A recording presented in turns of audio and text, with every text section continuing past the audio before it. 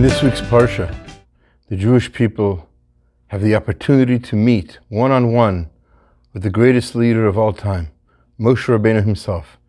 Every single Jew is counted, and every Jew gets the opportunity to stand in front of the leader of the Jewish people, the greatest leader of all time. And how do they behave at that moment?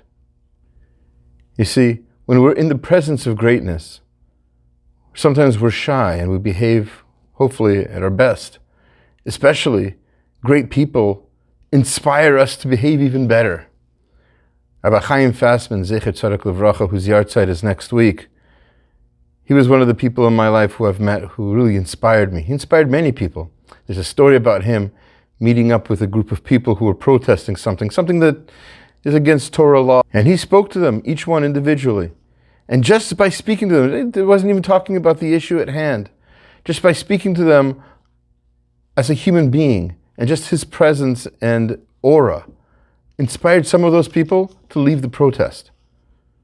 That's the kind of inspiration that great people can have. There's a story told in the Talmud at the end of Masechta Sota, Tractate Sota, page 47, Mem Zayin. Over there's a story about a certain rabbi by the name of Rabbi Yeshua ben Prachia. And he had a certain student. Unedited versions of the Talmud tell us who that student was. And there's an incident where there was a lady who did a good deed for him, and he complimented her. He said to his students, "She's a nice lady." This student misinterpreted what this Rabbi said, and instead of thinking that he was saying what a nice person she was, he thought he was complimenting her looks. And he added, he said, yeah, she's all right, but I don't like her eyes. And for that he gets punished. And eventually he's not forgiven, and there's a whole other part of this story that we don't need to hear for now. What's important is, how could this student, in front of Rabbi Yeshua ben Parachia, who's 1,000 times greater than any rabbi alive today, how could such a student say such a thing? How could he not be in awe, in shock, just by being in the presence of such a Rebbe? And the answer is, it has nothing to do with the Rebbe. It has to do with who he is and who he's pretending to be.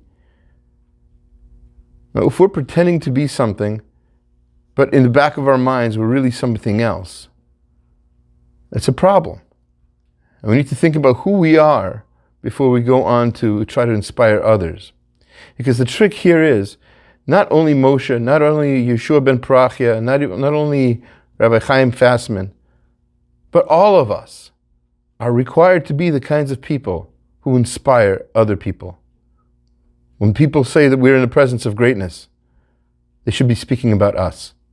Have a Shabbat Shalom.